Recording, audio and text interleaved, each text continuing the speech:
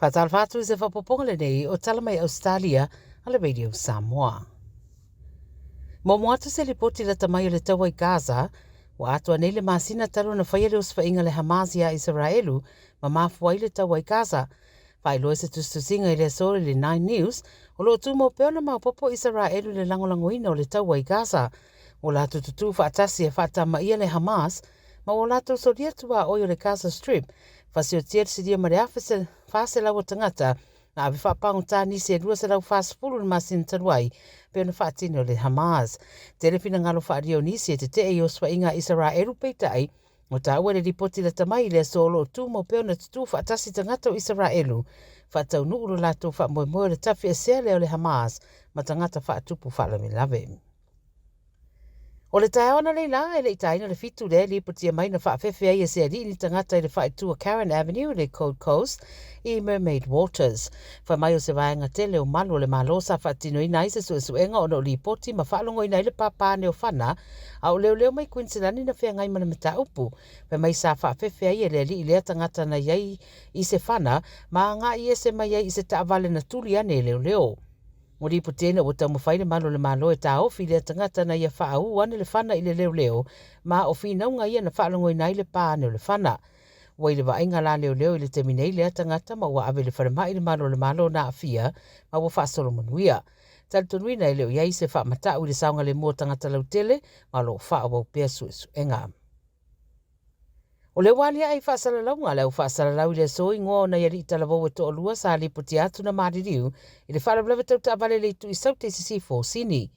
O i la ua o Braden Collier se fulutolu tau sanga ma Kane Bell se fulu whātau sanga maririu na ua la vele la taavale feto ai ma se la au ma se pou mori le awala i le tau na nafi le taavale na malanga atuai. O i la ua sa nofo i le nofo le pasese le pito i tua, a o leisi na le lea ese mai ma le taavale le teimi na tupo i le whaalavelave, ma wali putia ma salomio le sawa le mafuanga wala me ai.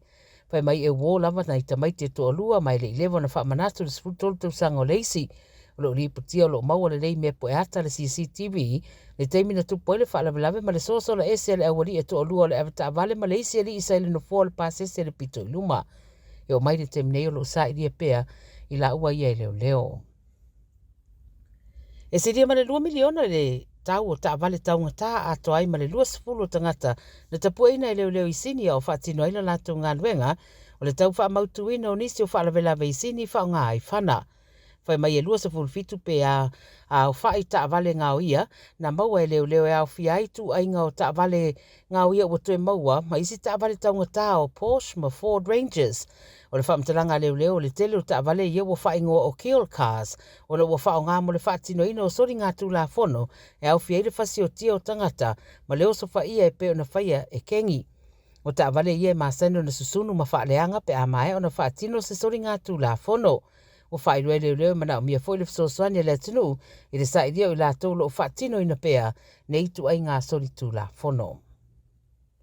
Ma le talo manimula le so, whailonga i naile Melbourne Cup i Ausetalia ma le Larangi, pe ona masani ai tau sanga taitasi, o tu ngā solwhanua e whamana tuaile nei foi tauwanga, ai lua spultolu solwhanua tau sinio i le tu unga le nei tu sanga. O le malai tutu i Flemington, e tari malo i le whaamoemoe, ma o se tu unga e telefo i se whailonga tupe, e tau sinio ai, ai maise o peti ngā tangata mo le manu e manu malo. O le solwhanua e malo e mau le whaatesi ma le whamiliona, tūranga lua e tasi tesi ma le tasi miliona, tūranga tolu e 5 se lau 5 sfuruafe, tūranga wha e tolu se lau 5 sfuruafe, ma le tūranga 5 e maua le lua se lau tolu se furuafe.